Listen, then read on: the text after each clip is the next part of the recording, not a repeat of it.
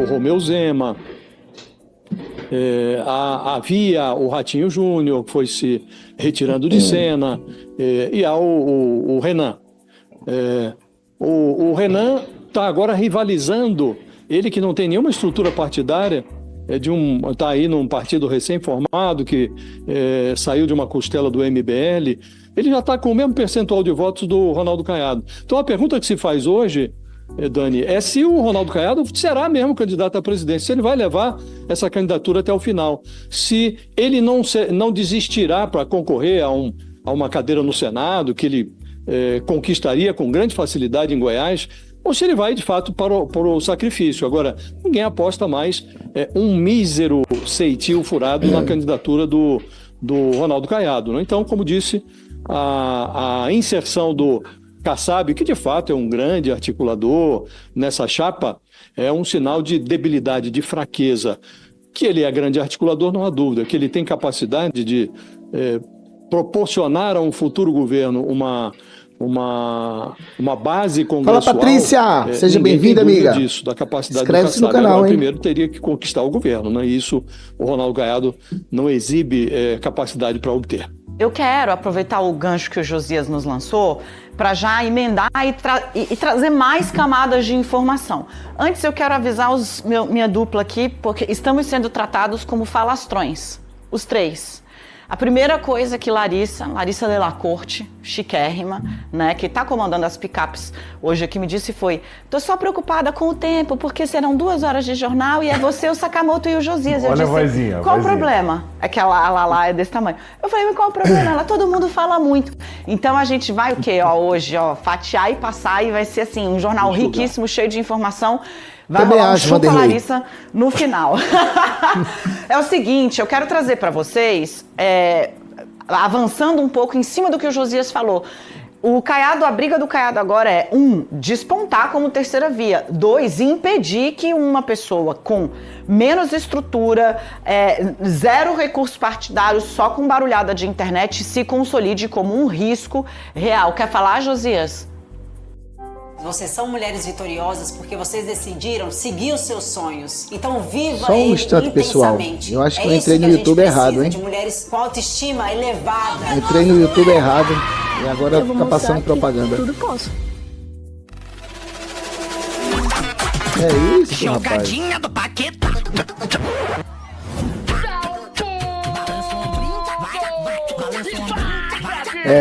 Vou ter que trocar do YouTube. Então, Perfeito, é o Renan Santos. O adversário hoje do Caiado é o Renan Santos, não mais Lula ou Flávio Bolsonaro, né? Deixa eu trazer os dados para você da última pesquisa que a gente tem à disposição. Ela foi divulgada ontem, está fresquíssima, portanto, é a pesquisa BTG Nexus. Eu usei ela, consegui dados exclusivos sobre o Renan numa coluna que eu vou mostrar já já. Antes eu vou pedir para a Larissa, que está com a gente, ponta firmíssima, jogar aqui a primeira das páginas dos recortes que eu escolhi para a gente mostrar para quem está em casa. Olha só, isso aqui é uma metodologia da Nexus, tá? Porque ela conseguiu separar os eleitores, agrupar os eleitores em 6 clusters, ou grupos, para falar português bem claro aqui. Você tem 20% de eleitores que eles chamam de não polarizados. Ou seja, não se engajam nem com o antilulismo, nem com o antibolsonarismo. Seria o que a gente no Brasil chama nos Estados Unidos, por exemplo, de eleitores pêndulo. Eles se movem pelo pragmatismo das propostas, em especial pelo bolso, olham muito mais para a vida real do que para a ideologia. Você tem ainda aqui, quem se identifica com o antibolsonarismo, ou seja, no bolsonarismo eu não voto de jeito nenhum, e o Lula é uma opção. E você tem também quem diz aqui, 6% vem assim, 9% dizem, no Lula eu não voto de jeito nenhum e para mim o Bolsonaro é uma opção. Ou seja, não é que ele ame nem o Lula nem o Flávio Bolsonaro, nem o Lula nem o Jair Bolsonaro, mas ele não rechaça. É um grupo pequeno. 24% de lulistas convictos e 26% de bolsonaristas convictos. E você ainda tem um grupo de 9%, quase 10% de eleitores que dizem que são anti-Lula e anti-Bolsonaro. Esses adorariam encontrar uma alternativa. Vamos dar uma olhada em como esses grupos se mobilizam no cenário mais provável hoje de primeiro turno. Vamos voltar com a arte, Lari. Agora, o segundo quadro que a gente pediu de novo, pesquisa BTG Nexus.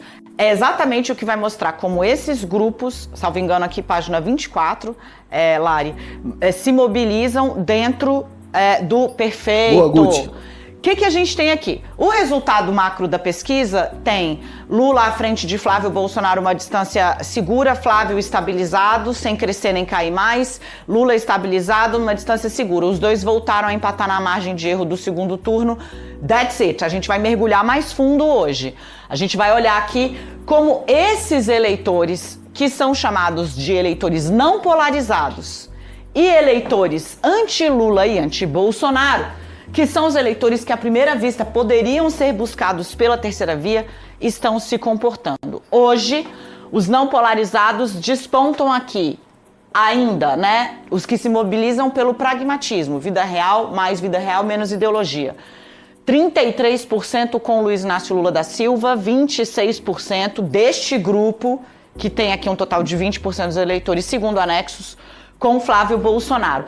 A distância do Ronaldo Caiado para o Renan Santos nesse grupo, ela é nenhuma, de 7-5, isso aqui é empate técnico, assim como aqui também a distância fica muito curta.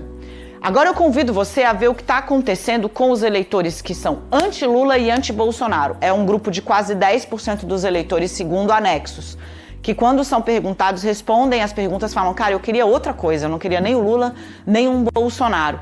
Então esse é o grupo que seria, de saída, o mais, digamos, tendente a abraçar uma candidatura da chamada terceira via. Vamos encher a tela para quem está em casa? Última coluna para você observar, ó. Quem ainda não gostaria nem de Lula nem de Bolsonaro está se dividindo em proporção igual entre os dois personagens principais da eleição, 26 tapa o nariz e vai com Lula, 25 tapa o nariz e vai com Flávio Bolsonaro, mas olha o que acontece com o Renan Santos. Onde o Caiado poderia ter deslanchado, que é nesse grupo, de 10% dos eleitores que querem declaradamente uma outra coisa. Nem o Lula, nem um Bolsonaro. O Caiado está performando 6%. O Renan Santos está performando 19%. Quase 20%. De cada 10 desses eleitores, 2 estão indo com este rapaz, que é um jovem, ele é um empresário, ele tem 41 anos, salvo engano. É um cara que aparece com o movimento Brasil Livre, forja um grupo forte na internet.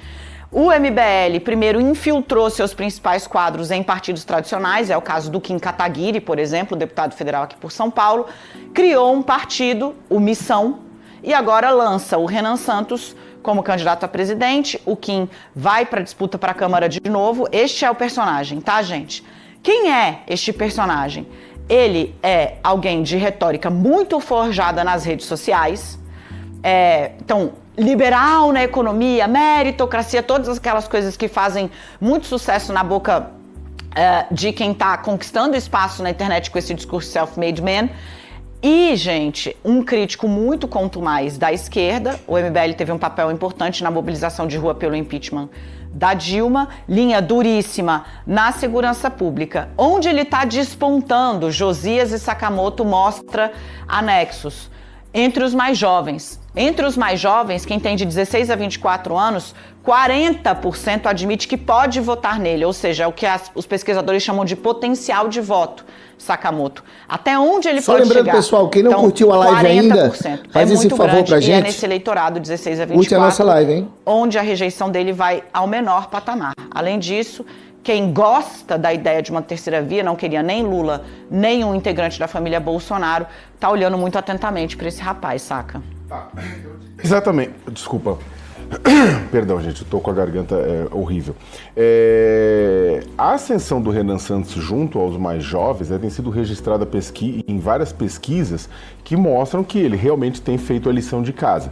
O Renan, ele tem um ponto que é o seguinte: eles não têm tempo de TV, eles não vão ter recursos eleitorais, ele está fazendo uma campanha eminentemente pela internet e não é de agora. Tal qual o Bolsonaro fez em 2018, ele vem pregando, o pessoal chama pregando no deserto, seja, pegando sem estrutura, enquanto rola esse período pré-eleitoral. Ele vem conversando principalmente com jovens homens, né, nessa faixa que a Dani colocou, 16 a 24 anos, vem sendo o alvo, que por um acaso também era o alvo primordial, o alvo principal do próprio MBL, né, que teve uma participação importante no impeachment de Dilma Rousseff, depois acabou caminhando mais à direita ainda, se aproximou de determinados políticos, lavajatistas e tudo isso mais, e depois do próprio Dória durante um tempo, e depois acabou inclusive rompendo posições, não que foi ter sido aliado, mas rompendo posições com o bolsonarismo e ficando na oposição. O Renan hoje é o único candidato que faz oposição à direita ao bolsonarismo, a Flávio Bolsonaro.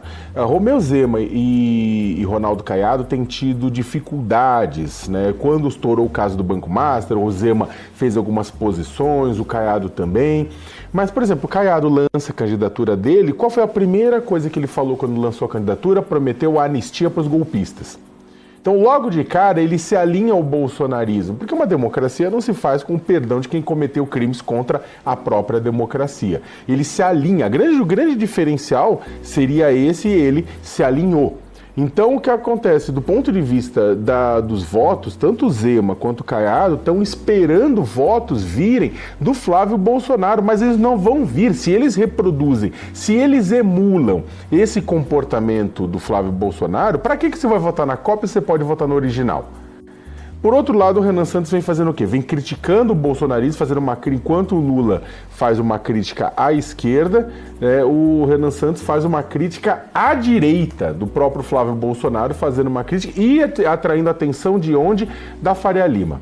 Né, Faria Lima, essa coisa amorfa, sem rosto ou com rostos demais, que tem seus interesses, e os interesses da Faria Lima não necessariamente se importam com os interesses da democracia, até porque dinheiro, o que importa é ganhar o dinheiro no final das contas, e a promessa de uma coisa muito semelhante ao que está acontecendo na Argentina atrai a atenção de muita gente na Faria Lima, né? Então o Renan vem atraindo adeptos no meio de tudo isso.